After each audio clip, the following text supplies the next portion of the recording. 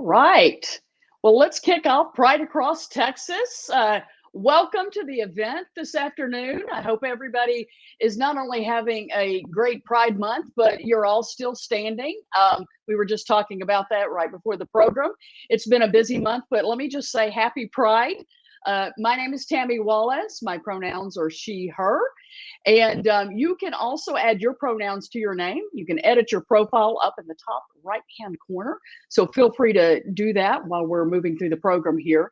We're thrilled to have you join us this afternoon. We think this is going to be a remarkable topic with our great guest speakers. And we want you to stick around, though. So you're going to hear great information from our special guest speakers, Valerie Salinas Davis and Deidre Walsh.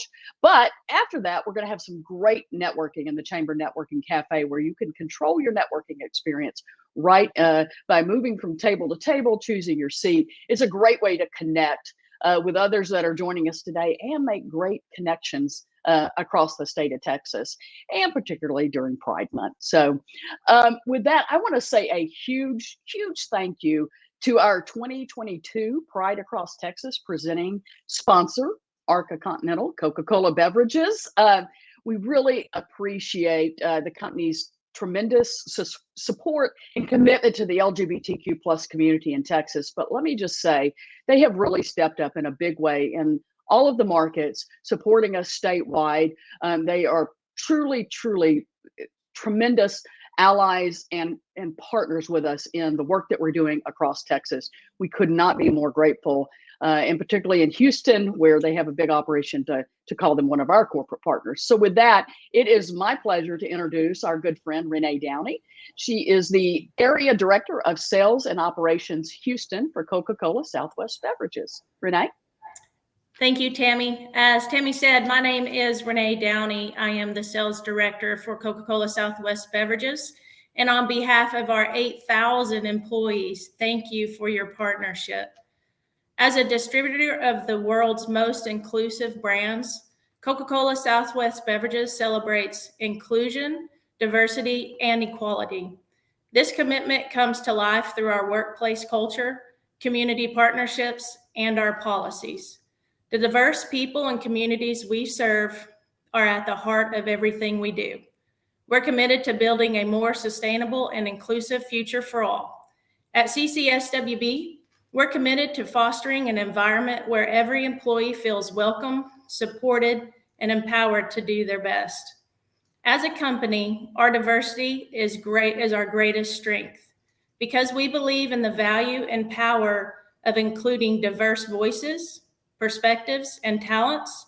We support organizations in our region like LGBTQ plus chambers and Pride Across Texas.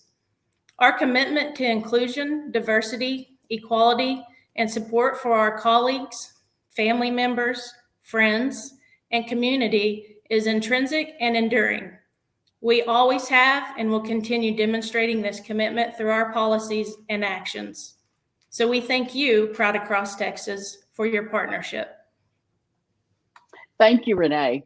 And again, we are so incredibly proud to have you all supporting the chambers across Texas. You've stepped in a big way the last couple of years. And I think I'd be remiss if I didn't say you're hiring too. So if anybody has family, friends that are looking to work for an LGBTQ plus inclusive company, well, visit your website. And can you tell us what your website is, please? It is, it changed. I don't know. It's enjoycareers.com. Okay. That can find us. Yes. Yeah. Okay. Very good. Coca-Cola Southwest Beverages. So Thank you again, Renee, and to Morris and Suzanne and the entire team. We're really, really grateful for all the support. Absolutely. So with that, it is my pleasure to introduce our colleague, Gary Sanchez. He is the board chair for the North Texas LGBT Chamber of Commerce. Gary has also been a tremendous friend for us here in Houston and supporting us along the way as really the newest chamber in the state. So with that, Gary, I'll turn it over to you. Thank you so much, Tammy. And as Tammy mentioned, I am the board chair of the North Texas LGBT Chamber of Commerce. Normally, you would have Tony Vetta here, the chamber president. However, Tony happens to serve on the board of Visit Dallas, which is where I work, and the board meeting is happening right now. So he asked me to step in and cover for him. So he regrets that he can't be here, but he sends his regards. And so it is my pleasure to tell our folks a little bit more about the Texas LGBTQ Chambers of Commerce and how we got started. And so shortly after the 2017 legislative session, the LGBT chambers in Texas decided to get together and join forces because we understood that strength. We are stronger when we are united, and there is strength in numbers. And so when we got together, we jointly joined forces and collectively represent more than about 1,000 business LGBTQ owned or allied businesses within the state of Texas. And so together we are charged with making Texas a better place for business, not just for ourselves and our community, but for our friends and for our neighbors. And in Texas, when business thrives, people prosper. And for this to happen, all Texans must be included and respected. And so it is my honor to introduce the various members of the Texas LGBTQ Chambers of Commerce, beginning with Tina Cannon, president of the Austin LGBT Chamber of Commerce. Welcome, Tina. And for everyone who doesn't know, we go in order of alphabetical order of the cities. So Austin's always the first one, right? And so there we go. Followed by Tammy Wallace, the co-founder and president and CEO of the Houston LGBT Chamber of Commerce, Greater Houston. Followed by, again, Tony Vetta, president and CEO of the North Texas LGBT Chamber of Commerce. And Jeff Ivey, who is the president of the board of the San Antonio LGBT Chamber of Commerce. And Jeff isn't able to be with us today, but he also does send his best wishes and regards. We do have some sad news to report from the San Antonio area. Some of you may know of Phil Bolander, who was the chair of the San Antonio LGBT Chamber of Commerce. Phil recently passed away after a long battle, and we will greatly miss him.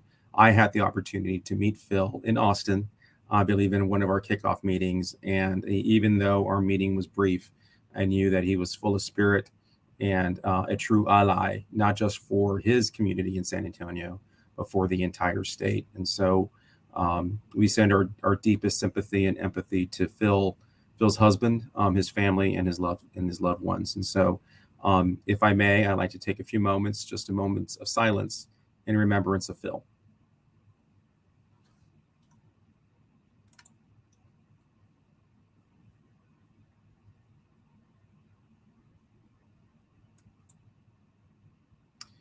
Thank you, everyone. And now it is my pleasure to introduce Tina Cannon, the president and CEO of the Austin LGBT Chamber of Commerce. Gary, thank you so much for that. And yeah, we all miss Phil. He was a tremendous resource for his community and around the state. And it is this state organization that has created some wonderful bridges between all of our communities to both create friendships and alliances, but also for moments like today where we get to learn from that treasure trove of talent that is throughout our state. So I am blessed today to have my past chair and my current chair, who are geniuses in their field. This is one of my favorite lectures. I've seen and heard them do it several times, and each time it gets better and better. Valerie Salinas Davis is joined with Deirdre Walsh. Let me give you a little bit of background about the volume of talent that is fixing to hit your airwaves. Deirdre Walsh, from IPOs to hackathons, she's been the forefront of innovation over the last 20 years. She's currently the CEO and co-founder of IGC. You can find them at igcimpact.com. This is a social software and services organization. IGC stands for In Good Company. It helps businesses in the sweet spot where profit meets purpose. Prior to dedicating her life to corporate social impact, Deirdre was an intrapreneur at a variety of technology companies in Austin and Silicon Valley, and built high-performing teams, award-winning programs, and focused keenly on measurability and improving reputation, reach, relationship, and revenue. Remember those 4 R's.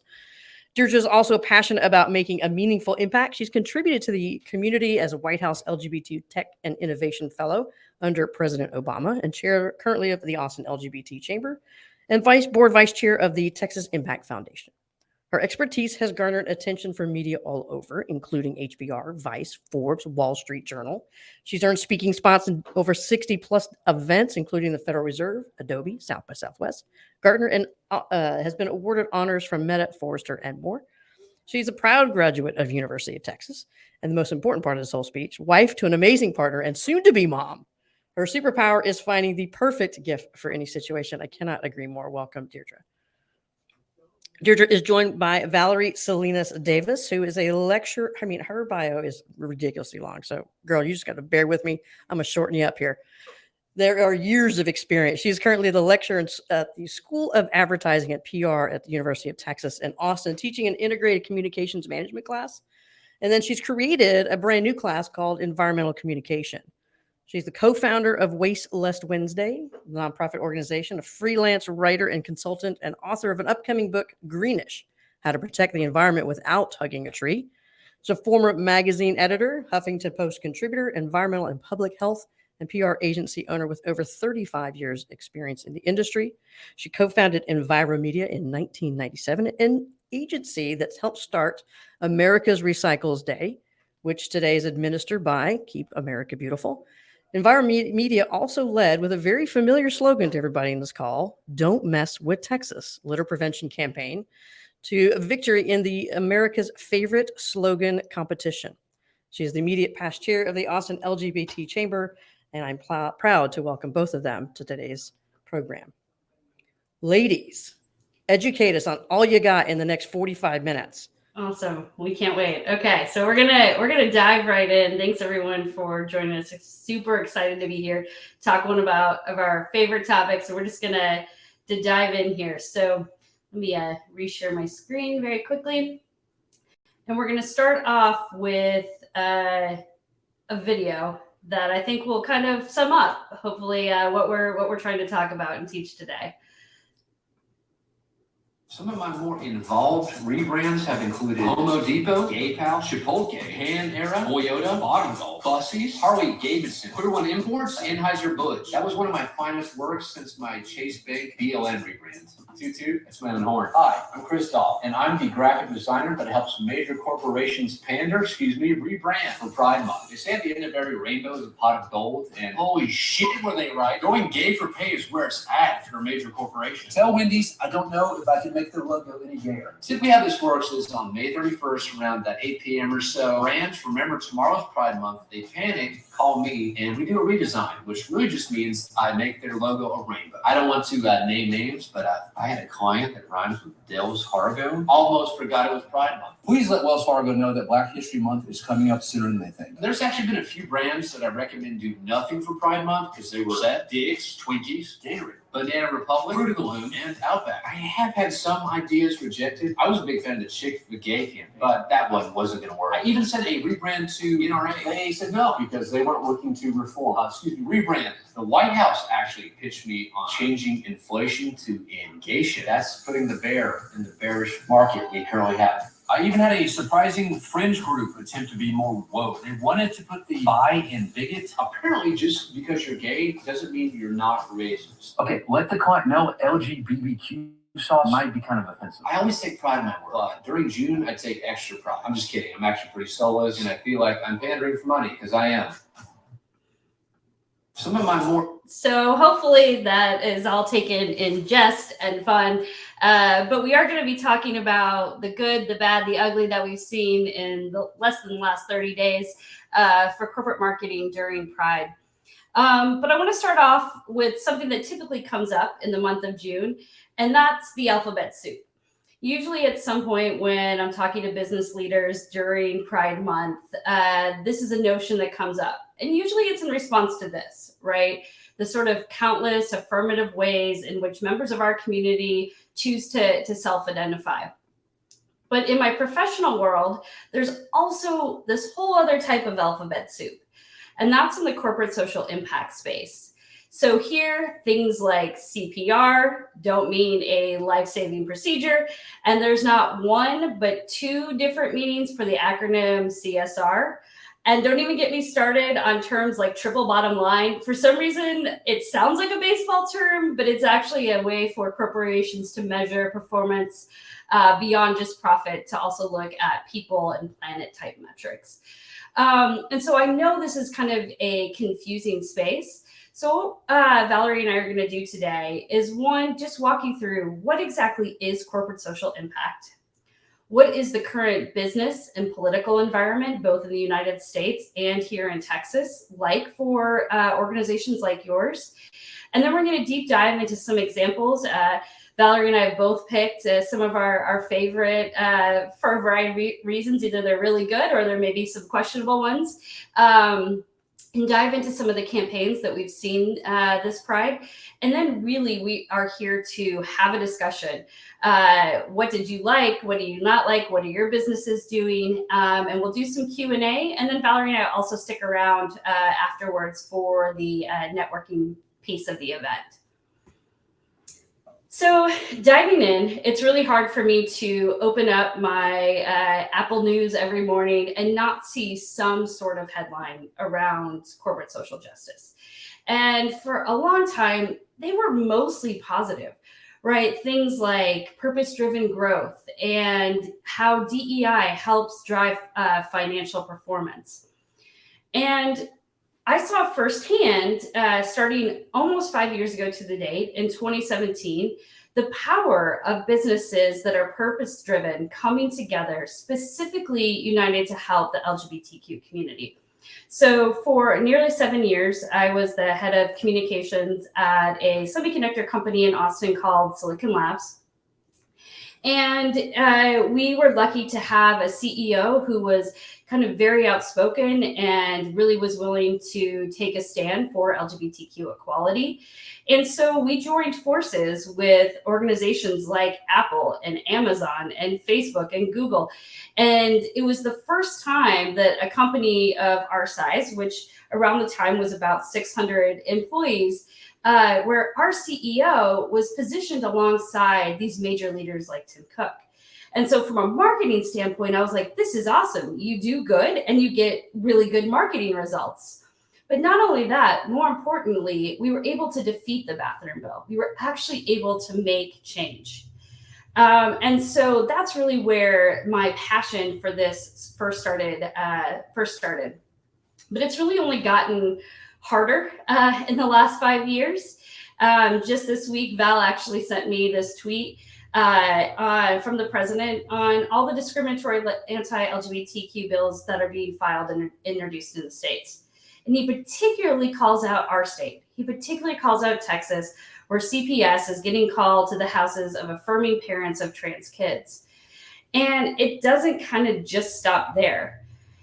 These are just headlines or statements made either in political context, news articles in our state in the last 7 days. So it's everything from calling homosexuality an abnormal lifestyle, to going after the transgender community, to a number of different areas of our lives, such as marriage, adoption, public funding, student athletes. And there's even a sort of resurgence and call to have legal protections for businesses to be able to discriminate based on gender, sexuality, gender identity, etc. And so we're living in this like super complex, very heated time. And it's really hard. I know, as a business owner myself and having worked for a number of large corporations, we are not navigating this complex environment. And as we've seen with Disney, both action and inaction right now pose risks. You know, we have the risk of political retaliation. We have mounting pressure from employee groups. Our consumers are divided, right? So some customers are like, yes, I want to support socially aware brands, while others are like, keep me away from woke corporations. And then internally, I've been on many calls where we're getting mixed feedback from investors and strategists and lawyers on sort of how to handle this market. And no matter what you do, it's in the public eye. So recently, research came out that showed that a number of corporate PACs are donating to anti-LGBTQ politicians. And I don't share this as necessarily a good or bad thing. I want to be very clear with that, because I have been in this space long enough to know that there is a sort of a lot of money in politics. And sometimes, you're trying to meet a business critical issue with someone, with an elected official that might not agree with you on everything, but agrees with you on 99%, but it's that 1% that might get called out here. We're also seeing, just this morning, someone sent me links to various organizations, the difference in the logo that they have here in the United States versus in the Middle East. So it's just a confusing time. Like, this is just, proof that we are in this like complex environment. So if you're a logical person, the next thing you might ask is like, okay, well, why would I do any of this anyway, right? As a business leader. And my company, IGC, actually partnered with a great organization called the Leadership Now Project, that is a nonprofit focused on democracy, protection, and advancement. And together we did research and really realized that business and governments need stability. So companies that are located in stable markets, those companies file more patents, they have better credit ratings, they have a lower cost of capital to increase innovation. And it's not just really any kind of government, it's democracies in particular. So 45 of the 50th largest companies in the world are actually headquartered in democracies. Yet, it's no surprise that the US democracy is falling in ranking. So there's something called the EIU Democracy Index rating that's been around for decades, and it ranks every democracy around the world. And starting in 2016, they actually downgraded our democracy from a full democracy to a flawed democracy. And we've yet to fully recover in our numbers. And that's because our government isn't functioning as optimally as it should be. Our political culture is extremely tense, right? I'm not telling you anything you don't know, but for me, it was really helpful to actually see some data and some of the inputs change over time. And so today, what I hope you take away is that your business really is essential.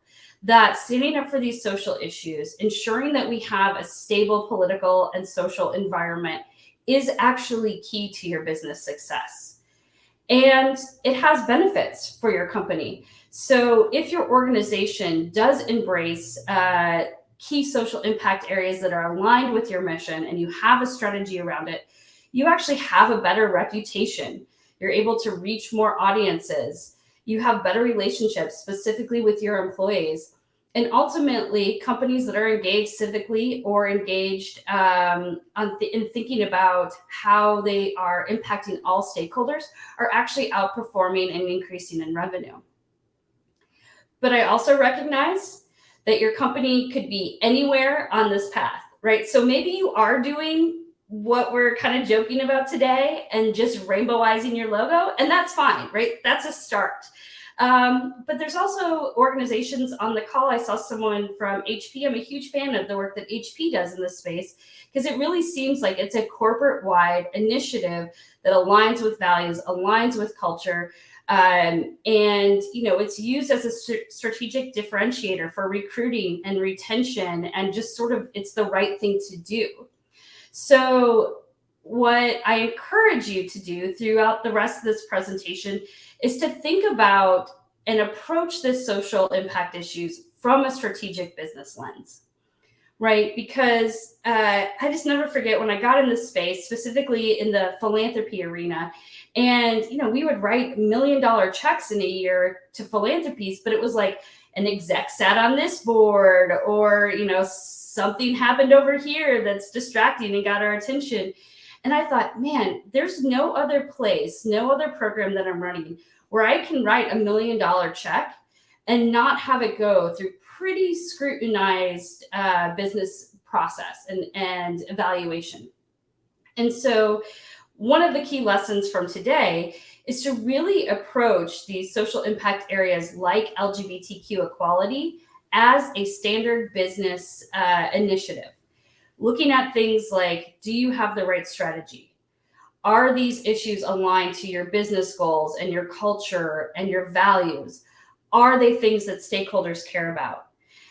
Do you have the proficiency in your organization to truly understand the issue and the sort of tools and processes in place in order to launch meaningful programming? Do you have the capacity and funding needed to launch, programming or make an impact both internally and externally? And then what are your communications around this? How are you providing information both internally and externally? And how are you measuring the results? Because these things actually can be and should be measured. It's not just sort of, it's the right thing to do. It's also, it can be a business imperative. And so I encourage you, as Val goes through a lot of her case studies, to think about that. Is this tied to the strategic business imperative for the brand, or is this just, kind of a silly marketing campaign? So I'm going to turn it over to Val. And then we're going to come back and I'm going to give some steps for if you're interested in either gut checking what you're doing during Pride or building a authentic social marketing campaign. We'll walk you through some steps. And then I brought a couple of my favorite campaigns as well. So Val, I'll turn it over to you. Okay, thank you. So let me share. While Val's pulling up her slides, if you happen to have questions for our speakers, please drop them in that little Q&A bubble at the top so we can track your questions during the program. Okay, can everyone see my this Google logo? I can't see the chat, so I'll just... You're good. All right. So speaking of chat, I want to urge everyone to comment and give your thoughts on a lot of the show and tell that we put together for you. We have the good, the bad, and the ridiculous to show when it comes to LGBT marketing, especially during Pride Month. So please comment. I love the comments, a couple of comments about the video we showed from the beginning. But all that was fictitious. My personal favorite was Anheuser-Busch, but sometimes it's just hard to tell, some of this stuff is real and it's so out there that it's hard to tell a parody from the real thing these days. And like I said, especially during Pride Month. So here's the first chance to use the chat to chime in since we can't be in person today. This is a Google Doodle. We've all heard of them. We've seen many, many iterations highlighting various causes and dates of importance over the years. But comment in the chat, maybe Deirdre, if you see it coming up correctly. Can anyone name, this is the very first Google Doodle. And who can tell, can say what year it was and or what occasion they're highlighting here in the very first Google Doodle. So I'm monitoring chat for you, Val. Okay. I don't want to belabor it too much. 2004, says Fernando. Okay. All right. Anything? What is it? X Games? Character in the middle there. Cervical cancer awareness, ? Not quite. Good cause, though.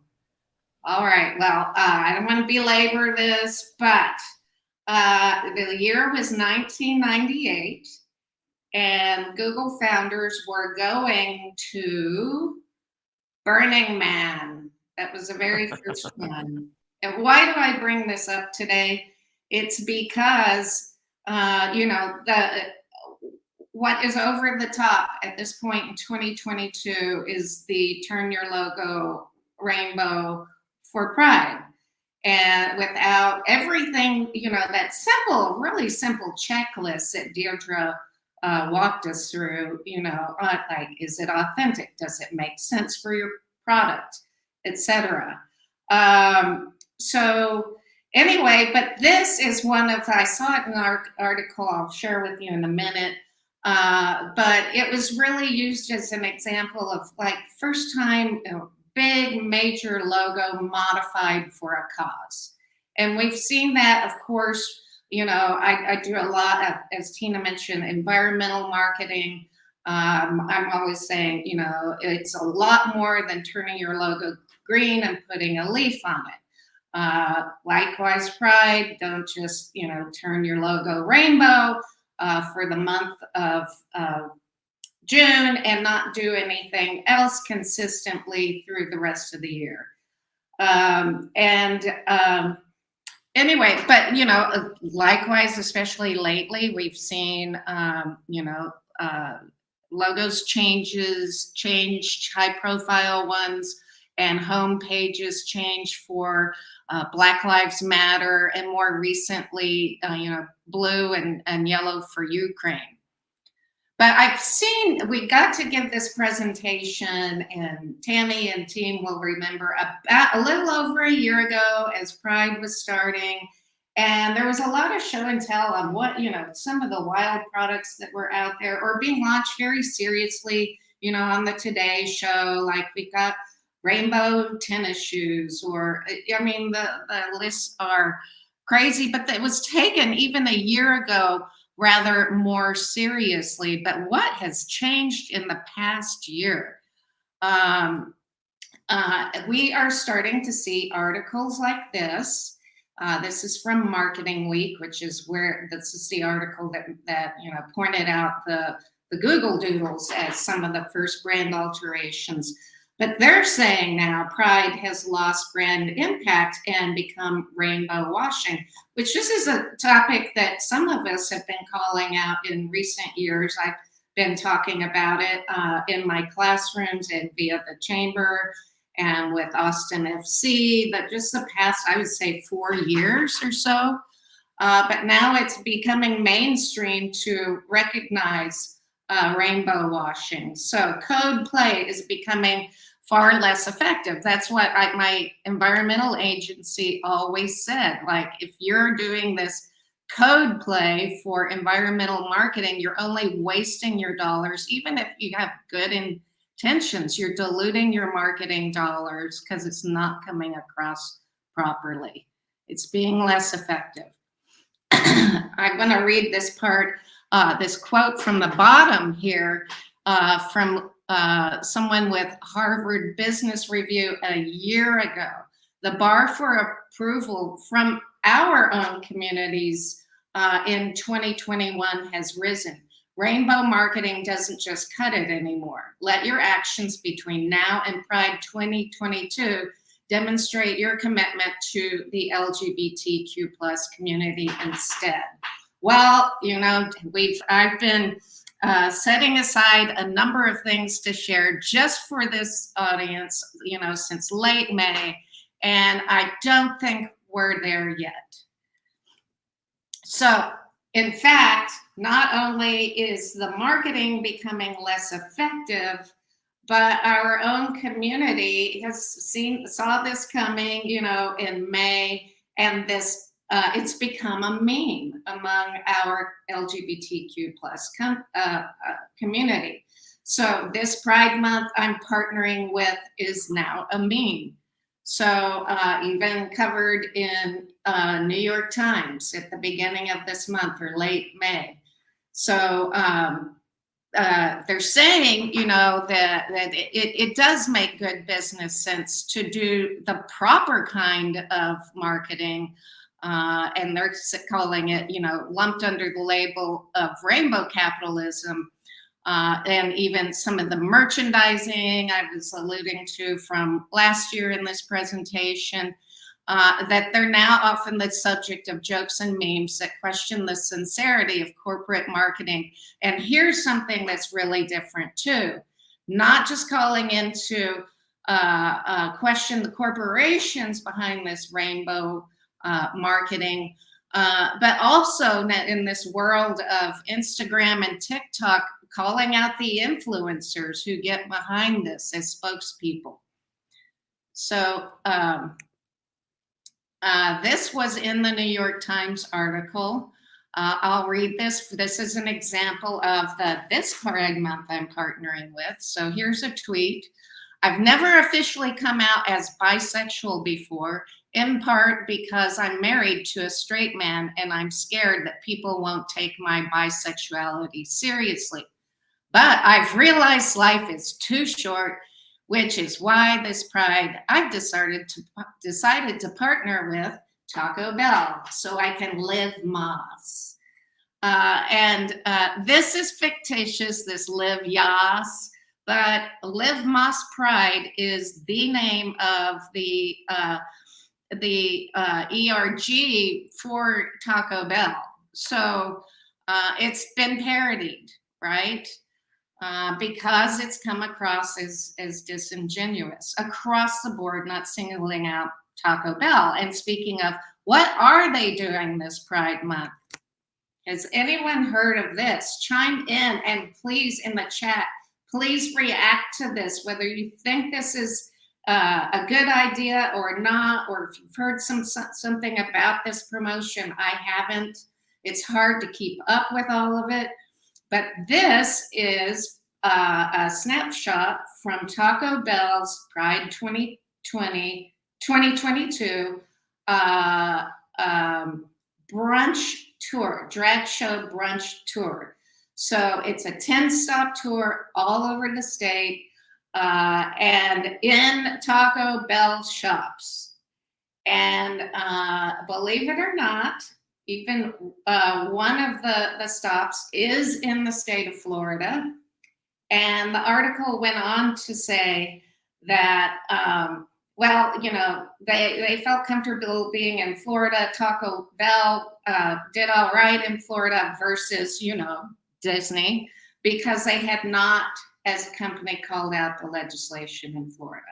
So please chime in if you think this is a great idea, if it's fun. Would you go to Taco Bell for a Pride Month brunch? I'd love to see your thoughts.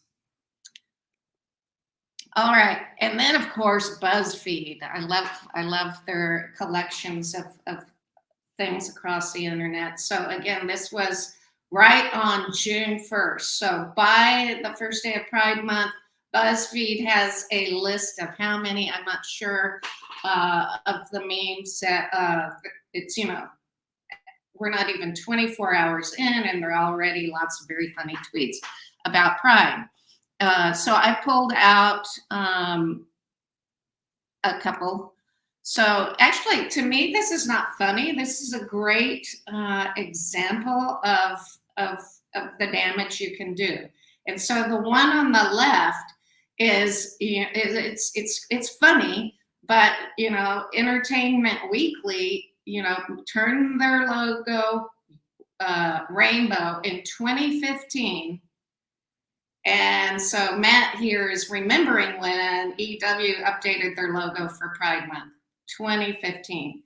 So again, consistency too. What else are they doing? And, you know, if you just do something that's gratuitous and don't follow through, not just the rest of the year, but across the board, you know, one of the most important things you have to do when you do any kind of this marketing, whether it is environmental or LGBT or more, DEI, is bring your audiences back to your website when you can demonstrate to your customers and the rest of the world what you're doing besides just this.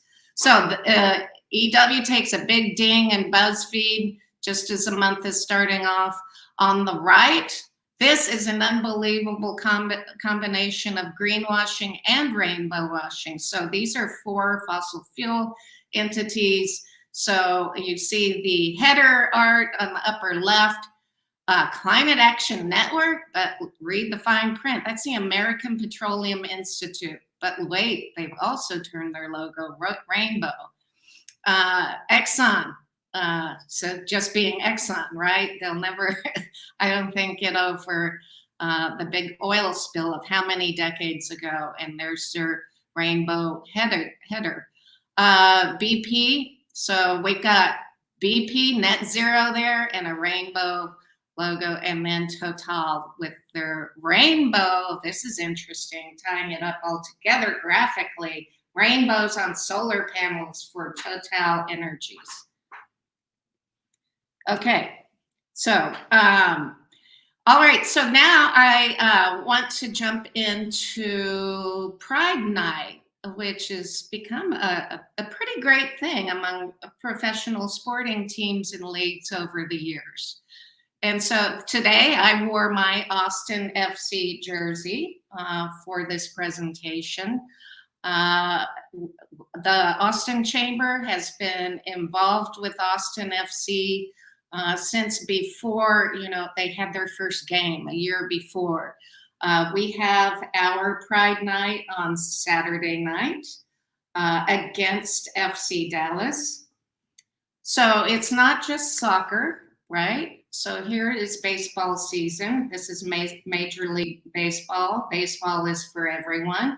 Teeing up, I think, the fact that 28 Major League Baseball teams are hosting Pride Nights.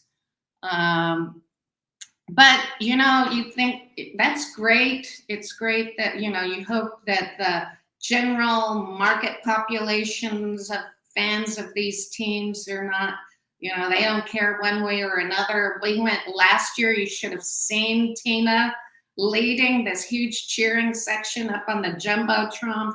The entire stadium was having a blast. But there are so many times you just don't know where you're going to get your next wrinkle. And this is what better example than just this month. So this is, can anyone guess this logo? So rainbow patches on baseball jerseys for these Pride Nights. And that is the jersey of the Tampa Bay Rays. But has anyone heard about what happened earlier this month? Well, more than one of the players declined to wear these patches on their uniforms. And why, right? Well, let me just read this because I think every word of this is important. This is a quote from one of the players who chose not to wear the patch. But when we put it on our bodies, I think a lot of guys decided it's just a lifestyle. Sound anything like the GOP party platform of Texas? It's just a lifestyle that maybe, not that they look down on anybody or think any differently. It's just that maybe we don't want to encourage it if we believe in Jesus, who's encouraged us to live a lifestyle that would abstain from that behavior. It's not judgmental. It's not looking down. It's just what we believe, the lifestyle he's encouraged us to live for our good, not to withhold. But again, we love these men and women. We care about them, and we want them to feel safe and welcome here. So feel free to comment in the chat there. Anyone recognize this stadium? Okay, this is, I believe, the new home for the Texas Rangers baseball team. And unfortunately, they are, I believe, the last, according to Outsports, the last holdout in Major League Baseball, refusing to add Pride Night from its calendar. And one of the writers, I'm going to show you the article in just a sec. One of the writers, or the writer here, points out in this next story that the Texas Rangers has 34 community nights. There's all kinds of observances and themes for their game nights or days. 34 that they have, and not one for Pride. And I love the quip from the writer here. Perhaps on Weather Day, in capital letters, on Weather Day, we can make it start raining men.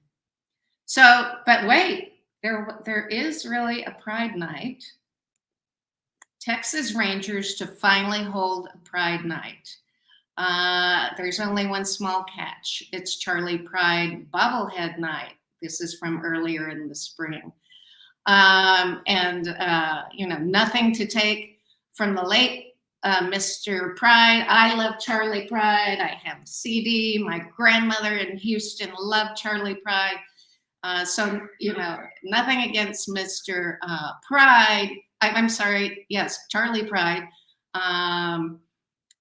His cool bobblehead and everything, but it's pretty insulting to be a DFW LGBTQ baseball fan in 2022 and realize the closest your team is going to come to a promotion celebrating your community is through a pun.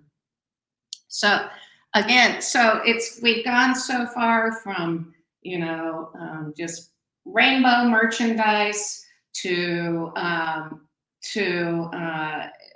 the media calling out some of this is like being disingenuous to being a meme, but also how this is not just affecting merchandise in corporations who sell stuff or fast food companies. It really is, a big deal with a whole category like professional sports. So I'm going to check my time here. I have time to flip through these real quick, and then I'm going to hand it back to Deirdre. So rainbow washing in general, right? So let's get to it. This is something I flagged earlier in the month. Is this the real thing or a parody? And so real gayo. And I was sharing it with Deirdre, and I have collected so much stuff this month, and we were going through this, and she's like, Val, is that real? And I said, I can't remember. And she looked it up real quick, and of course it's fictitious. So the label here is done by a guy named, if you can see it there, Dr. Photograph. It's hilarious. So add pride to your next BLT. Real gayo, smooth and sassy mayonnaise. Now, and the standard pointed out the fine print. Now made with bonus trans fat and closet-free eggs rather than cage-free.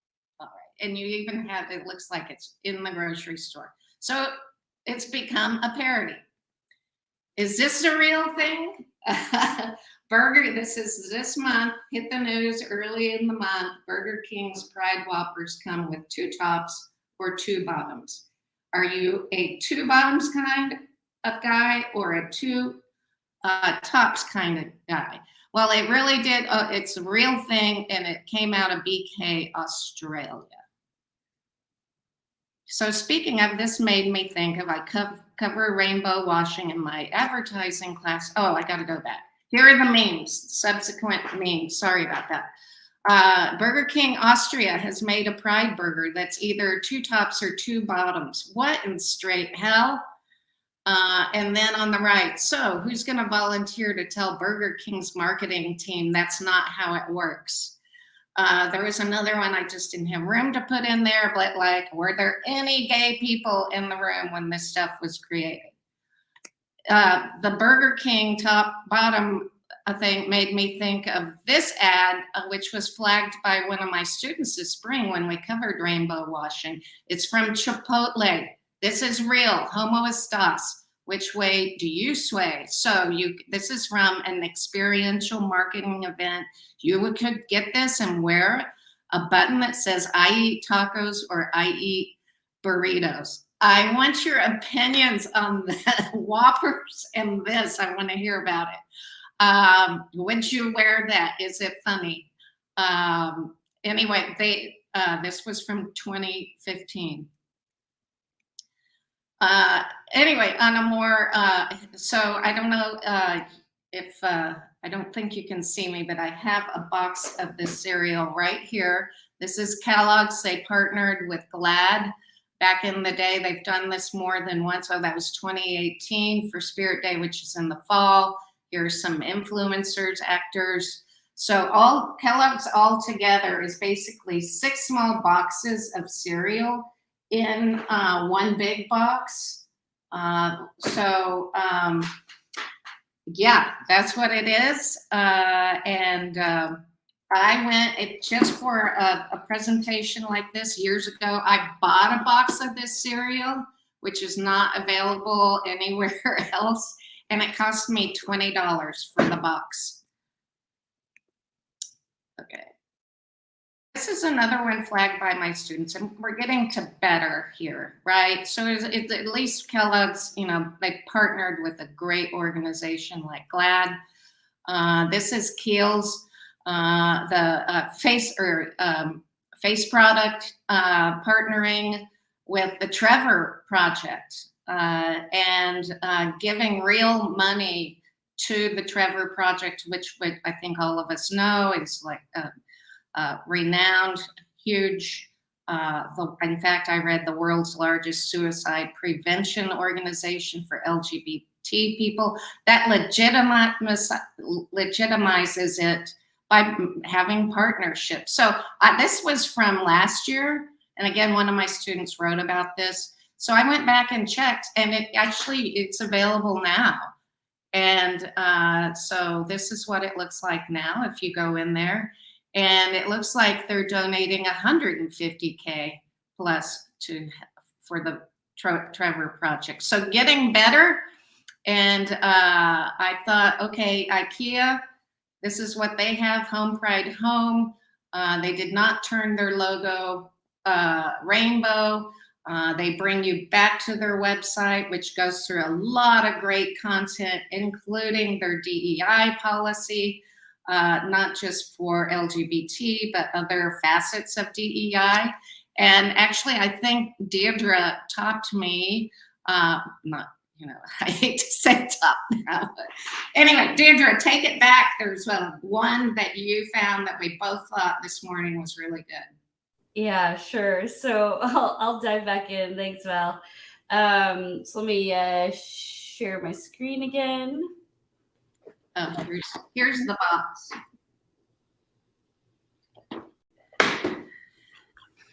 Okay, so before sharing the examples, what I wanted to do was for anybody on the call that needs sort of some guidance on this, I wanted to give you 3 simple steps that you can use when building these types of programs or campaigns. And the first one is to listen. So I think it's really important to first clearly understand the needs of your stakeholders internally and externally. So you can do this by, employee surveys or working with your employee resource groups, doing interviews with your C-suite and board to get an understanding of how they feel about certain topics. Research what your competitors are doing, what's going on in the media, really auditing any public materials, just to get a good understanding for whatever issue it is you're thinking about developing a campaign or programming around, that you really understand that issue fully. The second is launching your programs, both internally and externally. And the key here is that they really should tie to your corporate vision, mission, values, and culture. You have to have a defendable reason why the organization is doing this. And that answer has to be crystal clear to everybody involved. So if you get questions from the media, you get questions from employee, it's the same reason, because it really is aligned to your overall business.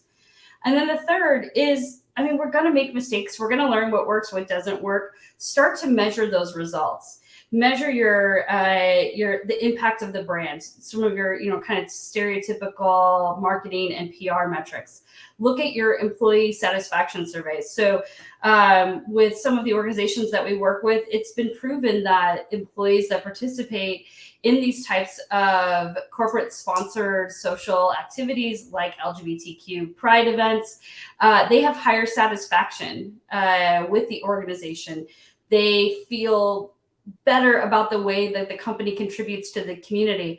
And we've even seen Glassdoor ratings go up, that they really do feel connected, that they have better approval for the overall company and even the CEO.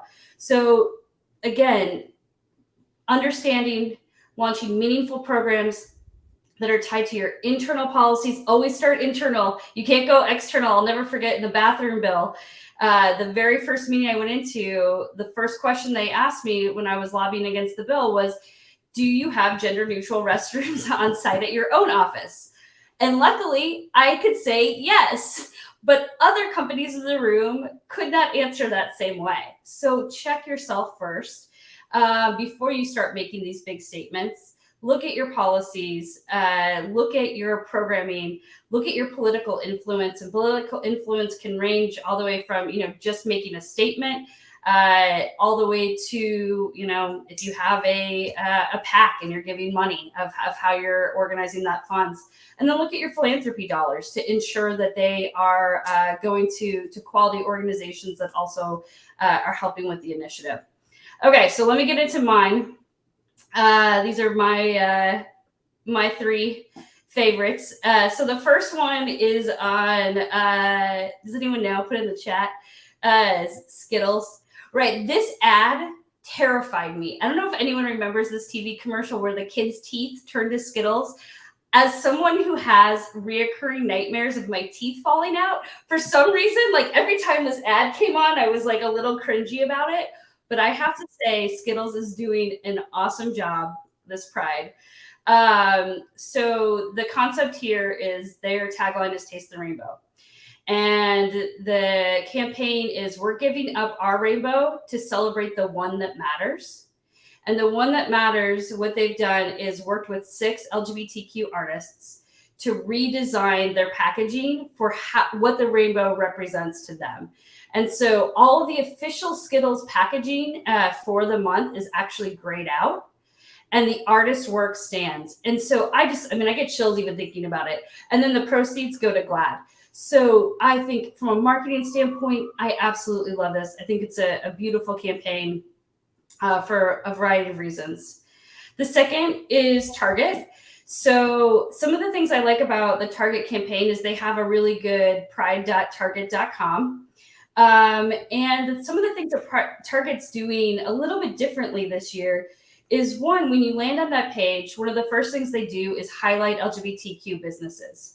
They highlight not only the company and the apparel, but the creators behind the brand. And so it really brings a human element to the product in just a very authentic way. The other thing that they've done is they picked, I can't remember how many artists, but they picked maybe like 10 artists from the LGBTQ community to actually create their Pride apparel. So it's giving artists that probably never, like if we're being realistic, or have a really long shot of actually getting their work in Target stores, get that opportunity. So co-creating products with the community. And then for everybody on this call, I have never seen this before. On the consumer page, not some B2B page or some partner page buried on Target's website. When you go to the consumer page of Target, they talk about supplier diversity. And they have a whole program where they're highlighting and want to hear from business owners like us on this call. And I just think that's, they're bringing that forefront to the center, helping small businesses. And then all of the big brands that they highlight on the site all have direct partnerships with a nonprofit. So for every Skittles or Oreo or whatever, Chameleon Cold Brew is on here too. They actually are showing what that brand is doing for the community. Tina, your joke is cheesy and I like it. Tina says bullseye on Target. And then the last one is Unilever. So this is not a new campaign, but I think this campaign only gets better over time. So Unilever has a campaign called United We Stand. And the reasons I like this campaign are, one, it starts off with data. So Unilever actually takes HRC's Municipal Equality Index and picks the 5 lowest scoring cities in the United States. And what that means is these are the cities that have almost no support for the LGBTQ community. And what they do is they fund nonprofits that work in those geographic areas in order to bring support to those rural, typically rural, I think they're all rural communities. And it's things like anti-bullying and mental health and homelessness. And so it's data-driven, partner-oriented, and it actually aligns to their core business goals. So Unilever has something called Unilever Compass. There are 3 things that they're trying to do in sustainability, which is around the planet and people's health. And then the third one is around, I think it's fair and most socially inclusive world. So this program, they can actually justify that there's, no question that this is part of Unilever's responsible growth strategy. And it's more than what they're doing externally. Internally, they tout the fact that they've been on HRC's Corporate Equality Index, scoring 100 for 10 plus consecutive years. And so it truly is an inside out effort. And yet there's very little marketing around this even. It's not like they're doing this for the big shebang. I don't even know if it has its own website. But in general, it's just like the right thing to do and in a very business-oriented, strategic, defendable way.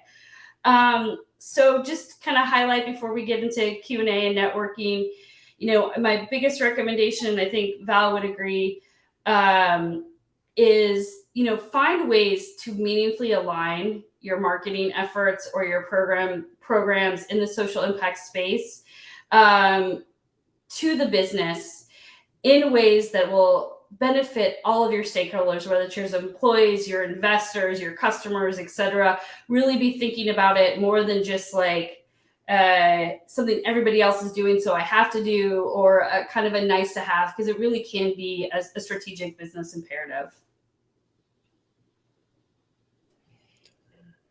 All right, that's it. That is great stuff, ladies. And for those of you who are hanging out with us and listening still, thank you for being patient. We did run a little over, so I'm not going to do a full wrap up and Q&A. I'm going to encourage you to go out to the tables and visit with our extraordinary speakers. Show them and talk to them about your examples that you've seen. I know all of our social media feeds are filled with everything that is now all of a sudden a rainbow product from a company you've never seen do anything in that space before. Intentionality is key. So huge thank you to Deirdre and Val. Thank you so much. They will stick around in the networking cafe, which will stay open until about 4:30. It's a great time to connect. In that cafe, if you're new to this platform, you can kind of pick a table as if you're really there and then bounce around from table to table and introduce yourself and do some networking. Be sure that you don't forget, we're still a Chamber of Commerce. Give your elevator speech when you pop into that table room and don't expect the world to just kind of know who you are. So good time to practice your speech. Speaking of connecting, if you are not already a member of your local chamber, please do so. You can sign on to any of your local chambers or all of them on all of our websites directly. Don't even need to talk to a human. We're that good. But again, thank you so much to Arca Continental Southwest Beverages, the longest name in the beverage industry, and also one of the longest and strongest supporters of not only each of our individual chambers, but our statewide chamber as well. We are so glad you're able to join us and support us in all of the work that we do as a state. And we look forward to hearing from everybody again on November 17th. It's our next Pride Across Texas event. Until then, be safe, be well, be prideful, and we'll see you over at the tables.